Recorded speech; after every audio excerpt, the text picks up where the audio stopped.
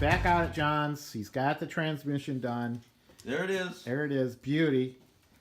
Here's all the crappy parts that we thrown out. And then we're working And on those shifting. those were thrown out too. Yep, thrown out too. So now we're back in good shape. And we'll have the transmission in the car by next weekend. And I'm going to be in Florida. Yeah, sounds good.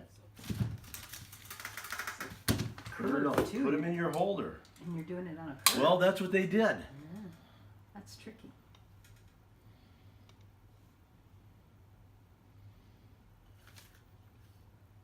Got a lot of notes to yourself. I'm worried about your hand. Now, it's not going to show up real well. As a trick, I put grease in it. You can read it better with the grease. There you go. Look at that. Beauty. You want me to take the grease off? Happy birthday, Mark.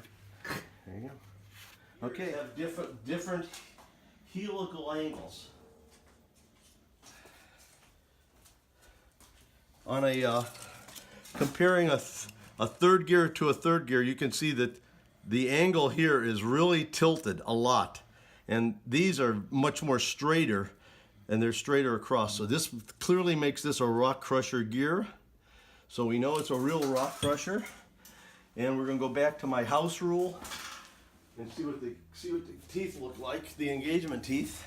So in fourth gear, they're a little the roofs have taken a little bit of damage. Maybe a hurricane hit them, but they're still long gears. So that means that they've been abused a little bit, but they're probably going to be okay. Third gear here is a little thin. The walls are marginal. I'll have to decide when I get the gear out. Second gear, the walls are definitely longer than the floor, but they're beat a little bit. We're gonna have to see. And first gear, as always, first gear is nice tall walls. It's second and third that look a little beat up. So that's where we are on this. Did he have any issues with it? I bought it at a swap meet. Okay, so he has not driven it. No.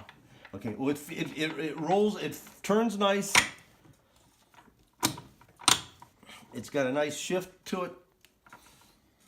See, this is what I was telling you before with yours, that sometimes you have to, if you're doing them by hand, you just aren't strong enough, and you got to tap them in the gear. Mm-hmm. That's first.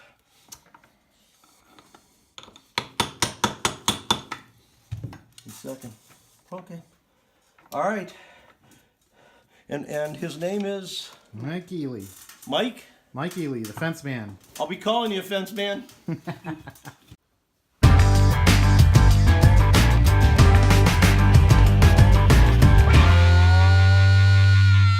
So we just got back from John Peretz, and we picked up the 66 Chevelle transmission, and we've spent all weekend getting the engine bay ready, so that's all painted up and looking ready for a new beautiful engine.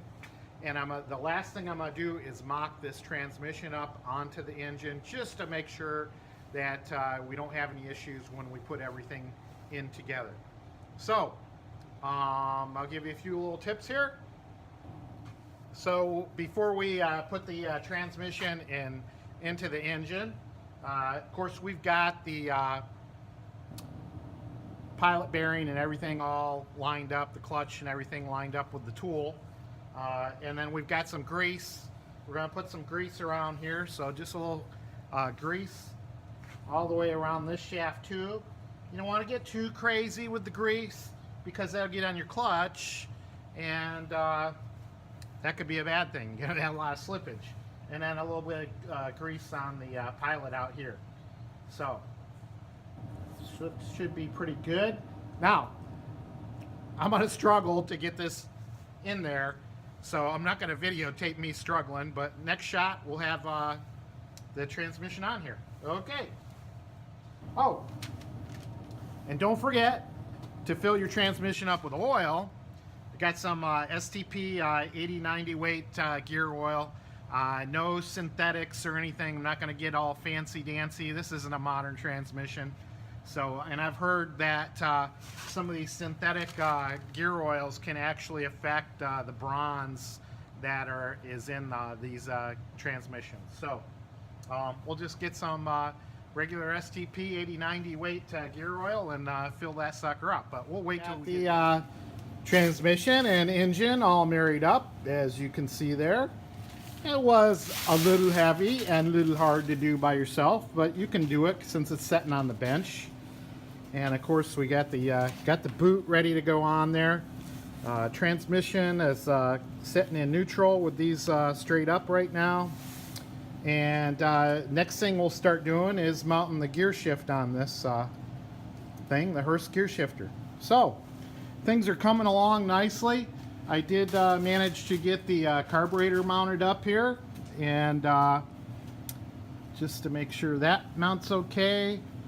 And we put a new accelerator pump on here, and then of course got all the accessories bolted up here. I only saw one little issue that I'm gonna have to tighten up here, and see a little slop there, so I still need to get that tightened up. But the engine is looking good. The engine compartment is looking pretty snazzy, and it's ready for a motor, don't you think?